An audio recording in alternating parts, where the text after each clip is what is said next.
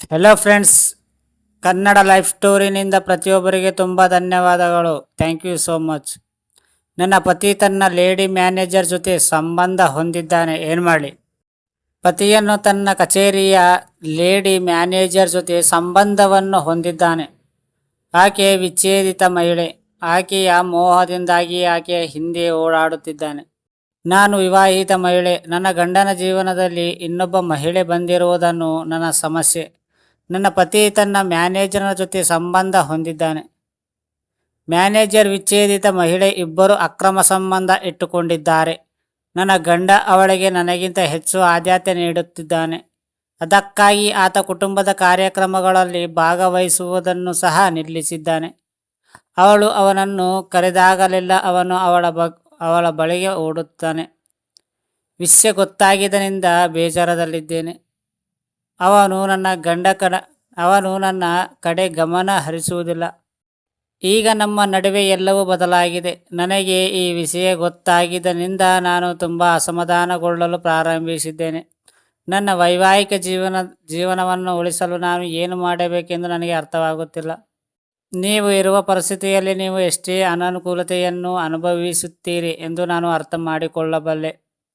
ಏಕೆಂದರೆ ಒಬ್ಬ ವ್ಯಕ್ತಿಯ ಪ್ರೀತಿಯ ಸಂಬಂಧದಲ್ಲಿ ಮೋಸ ಹೋದಾಗ ಅವರ ಮನಸ್ಸಿಗೆ ಆಘಾತವಾಗುತ್ತದೆ. ಈ ದಿನಗಳಲ್ಲಿ ನೀವು ಇದೇ ರೀತಿಯ ಭಾವನೆಗಳನ್ನು ಅನುಭವಿಸುತ್ತಿದ್ದೀರಿ. ನಿಮ್ಮ ಪತಿ ತನ್ನ ಮ್ಯಾನೇಜರ್ನ ಜೊತೆ ಅಕ್ರಮ ಸಂಬಂಧ ಹೊಂದಿರುವುದಾಗಿ ತಿಳಿಸಿದ್ದೀರಿ. ಅಂತಹ ಪರಿಸ್ಥಿತಿಯಲ್ಲಿ ಕೆಲವು ಪರಿಣಾಮಕಾರಿ ವಿಧಾನಗಳನ್ನು ಅಳವಡಿಸಿಕೊಳ್ಳುವ ಮೂಲಕ ಈ ರೀತಿಯ ಪರಿಸ್ಥಿತಿಯನ್ನು ಮುಂದೆ ಹೋಗದಂತೆ ತಡೆಯಬಹುದು.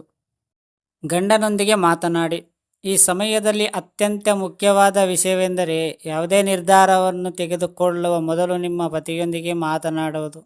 ಏಕೆಂದರೆ ಸಂಭಾಷಣೆಯ ನಂತರ ಅವರು ಇದನ್ನು ಏಕೆ ಮಾಡಿದರು ಎಂಬುದನ್ನು ನೀವು ಅರ್ಥ ಮಾಡಿಕೊಳ್ಳಬಹುದು.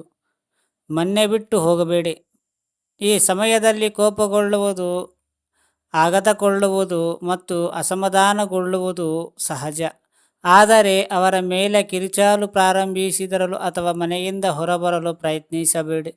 ಹೀಗೆ ಮಾಡುವುದರಿಂದ ನಿಮಗೆ ಏನೂ ಲಾಭ್ಯವಿಲ್ಲ. ಏಕೆಂದರೆ ಅವನು ನಿಮ್ಮ ವಿಷಯವನ್ನು ಎಂದೂ ಅರ್ಥ ಮಾಡಿಕೊಳ್ಳುವುದಿಲ್ಲ. ಎಷ್ಟೇ ನೋವಾಗಿದ್ದರೂ ಸತ್ಯ ಹೇಳಲು ನಿಮ್ಮ ಪತಿಯನ್ನು ಕೇಳಿ. ನಿಮ್ಮನ್ನು ದೂಷಿಸುವುದನ್ನು ನಿಲ್ಲಿಸಿ. ಅನೇಕ ಸಂಬಂಧಗಳಲ್ಲಿ ಜನರು ತಮ್ಮ ಸಂಗಾತಿಯ ಸಂಬಂಧದ ಬಗ್ಗೆ ತಿಳಿದಾಗ ತಮ್ಮನ್ನು ತಾವು ದೂಷಿಸಲು ಪ್ರಾರಂಭಿಸುತ್ತಾರೆ. ತಾವು ಸರಿಯಾಗಿ ಗಮನ ಕೊಡದ ಕಾರಣ ಆತ ಇನ್ನೊಬ್ಬರ ಮಹಿಳೆಯೊಂದಿಗೆ ಪ್ರೀತಿಯಲ್ಲೇ ಬಿದ್ದಿದ್ದಾನೆ ಎಂದು ಭಾವಿಸುತ್ತಾರೆ. ಈ ಸಮಯದಲ್ಲಿ ನಿಮ್ಮ ನ್ಯೂನತೆಗಳಿಂದಾಗಿ ಅವರು ಸಂಬಂಧವನ್ನು ಹೊಂದಿಲ್ಲ ಎಂದು ನೀವು ಅರ್ಥ ಮಾಡಿಕೊಳ್ಳಬೇಕು. ನೀವು ಜವಾಬ್ದಾರಲ್ಲ. ಏಕೆಂದರೆ ಈ ಸಂಬಂಧಕ್ಕೆ ನೀವಿಬ್ಬರೂ ಜವಾಬ್ದಾರರು. ಈ ಬಂಧಕ್ಕಾಗಿ ನಿಮ್ಮ ಸಂಗಾತಿ ಈ ನಿರ್ಧಾರಕ್ಕೆ ನೀವು ಮಾತ್ರ ಜವಾಬ್ದಾರಿಯಾಗಿರುವುದಿಲ್ಲ. ನಿಷ್ಠಾವಂತ ಪಾಲುದಾರರಿಂದ ಎಂದಿಗೂ ತಪ್ಪು ಆಗುವುದಿಲ್ಲ. ಫ್ರೆಂಡ್ಸ್, ಅರ್ಥ ಆಯ್ತಾ ಈ ಸ್ಟೋರಿ ಕೇಳಿದ ಪ್ರತಿಯೊಬ್ಬರಿಗೆ ತುಂಬ ಧನ್ಯವಾದಗಳು. Thank you universe.